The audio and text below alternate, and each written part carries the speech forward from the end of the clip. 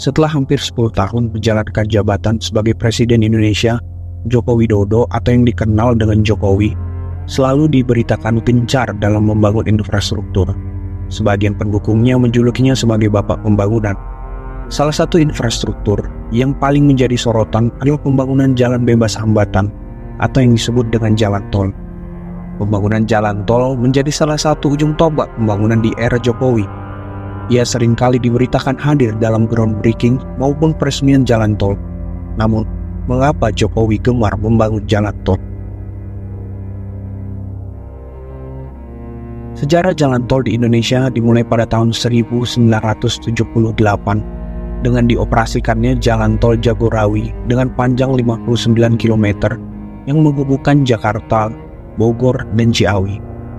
Pembangunan jalan tol yang dimulai tahun 1975 ini dilakukan oleh pemerintah dengan dana dari anggaran pemerintah dan pinjaman luar negeri. Pada tahun 1987, swasta mulai ikut berpartisipasi dalam investasi jalan tol sebagai operator dengan menandatangani perjanjian kuasa pengusahaan atau PKP dengan PT Jasa Marga.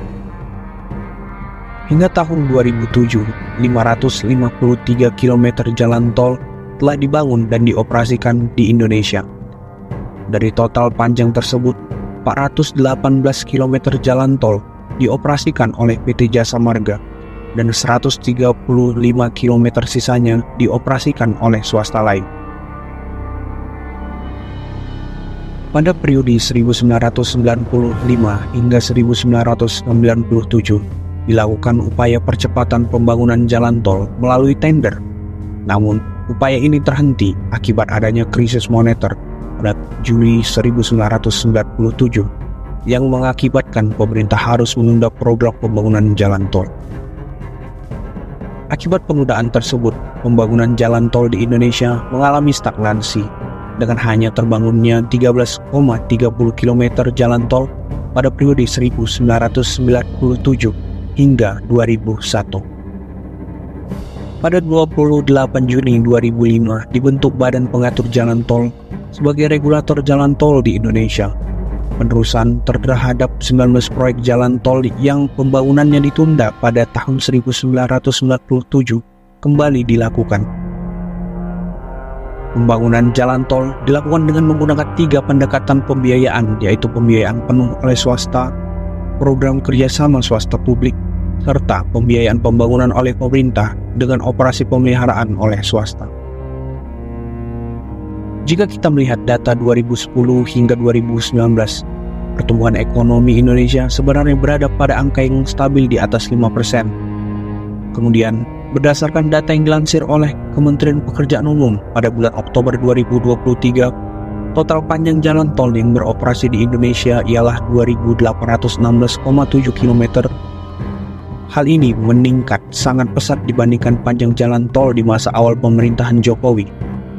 Sebagai perbandingan, pada era Presiden SBY, pembangunan jalan tol dari 2004 hingga 2014 hanya sekitar 189,2 km. Ini menunjukkan kontras yang sangat jauh mengenai prioritas dalam pembangunan jalan tol di Indonesia. Sebelum melangkah lebih jauh, kami menyajikan terlebih dahulu penelitian mengenai bagaimana sebenarnya hubungan antara pembangunan infrastruktur dengan pertumbuhan ekonomi di Indonesia.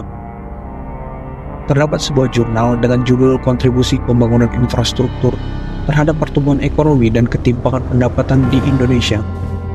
Jurnal ini melakukan penelitian dengan menggunakan data sekunder dari tahun 2010 hingga 2019, di mana hasil penelitian menunjukkan hasil yang signifikan antara hubungan infrastruktur terhadap pertumbuhan ekonomi, di mana variabel infrastruktur seperti sanitasi, jalan, kesehatan, dan listrik berpengaruh signifikan terhadap pertumbuhan ekonomi. Salah satu yang menjadi sorotan adalah hasil analisis mengenai panjang jalan, kondisi baik dan sedang, ternyata berpengaruh positif dan signifikan, yang mengindikasikan peningkatan panjang jalan yang baik meningkatkan PDRB. Dalam berbagai kesempatan, Presiden Jokowi sebenarnya telah menyampaikan alasannya dalam masifnya pembangunan jalan tol. Dia menekankan bahwa program pembangunan infrastruktur merupakan bagian dari implementasi mewujudkan keadilan bagi seluruh rakyat. Jadi, pembangunan tidak lagi terfokus di Jawa saja, melainkan di seluruh daerah di Indonesia.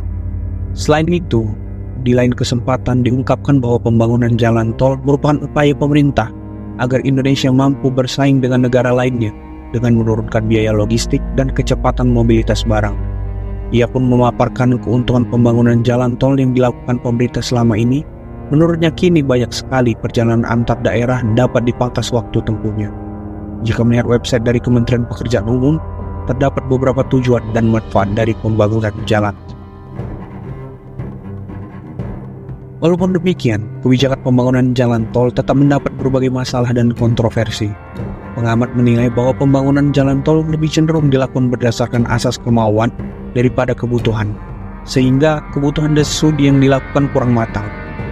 Para pengamat mencontohkan bahwa pembangunan jalan tol Trans Sumatera yang masih sepi semenjak diresmikan. Mereka membandingkan di mana trafik utama di Pulau Sumatera merupakan kendaraan logistik perkebunan yang harus memperhitungkan total biaya tol dan kondisi harga BBM yang meningkat.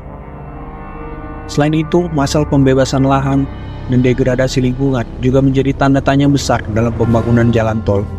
Jika melihat dari sisi penggunaan dana dalam pengelolaan jalan tol, hal ini juga menjadi tanda tanya besar di mana penggunaan hutang masih menjadi sorotan masyarakat. Kemudian, pembangunan jalan tol juga dinilai merupakan produk yang kurang adil karena hanya masyarakat yang memiliki uang yang dapat lewat. Hal ini menimbulkan masalah keadilan dalam akses di masyarakat.